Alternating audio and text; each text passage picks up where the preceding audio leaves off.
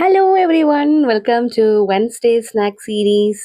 അപ്പോൾ വാട മക്കളെ നമുക്ക് എന്തെങ്കിലുമൊക്കെ ഫുഡ് ഉണ്ടാക്കി തിന്നാടാ, വിശന്നിട്ട് വയ്യ. അപ്പോൾ ഇതെൻ്റെ റെസിപ്പി അല്ല, ഇത് മാഡം അതിഥി റാവുവിൻ്റെ റെസിപ്പിയാണ്. എന്ത് സംഭവം എന്നറിയോ?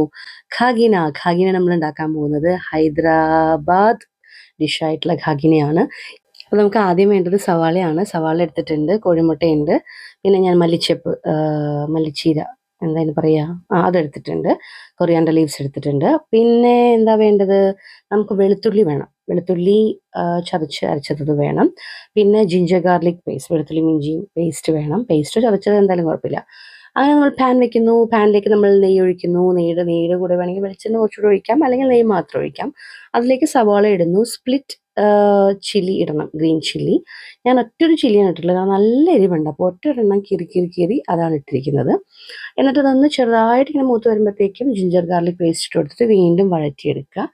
അത് കഴിഞ്ഞ് കഴിഞ്ഞാൽ നമ്മുടെ മാഡം പറയണ പോലെ തന്നെ എഗ്ഗ് അതിൻ്റെ മുകളിൽ ഇങ്ങനെ ക്രാക്ക് ഓപ്പൺ ചെയ്തിങ്ങനെ വെറുതെ വെക്കുക, ഇളക്കൊന്നും ചെയ്യരുത്.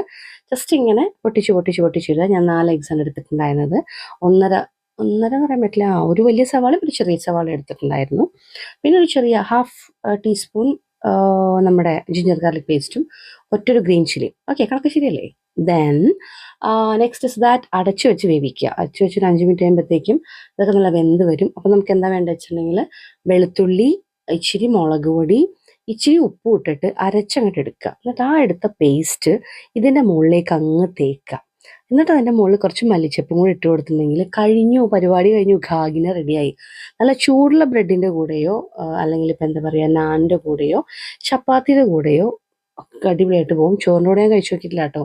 എനിവേ സൂപ്പർ ടേസ്റ്റാണ്, ഇന്ത്യൻ ടേസ്റ്റാണ്. ഓഫ് കോഴ്സ് ജിഞ്ചർ ഗാർലിക്കിൻ്റെ ടേസ്റ്റാണ് എനിക്ക് കൂടുതൽ പ്രൊമനൻ്റ് ആയിട്ട് തോന്നിയിട്ടുണ്ടായിരുന്നത്.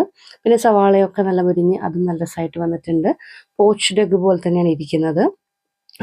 പിന്നെന്താ പറയുക, ഒരു വെറൈറ്റി ആയിരിക്കും. ഇപ്പോൾ യൂഷ്വലി ഡെയിലി ഈ ഓംലെറ്റും ബുൾസയും മാറി മാറി മാറി കഴിക്കുന്ന ആൾക്കാരുണ്ടെങ്കിൽ ഇതൊരു എന്താ പറയുക, ഒരു ബ്രേക്ക് ആയിരിക്കും. ടേസ്റ്റ് ഇത് ഇഷ്ടപ്പെടുവാണെങ്കിൽ ഡെഫിനറ്റ്ലി നിങ്ങളിത് വീണ്ടും വീണ്ടും ഉണ്ടായിക്കൊണ്ടിരിക്കും. അപ്പോൾ അത്രേ ഉള്ളൂ. Bye tata, enjoy the food.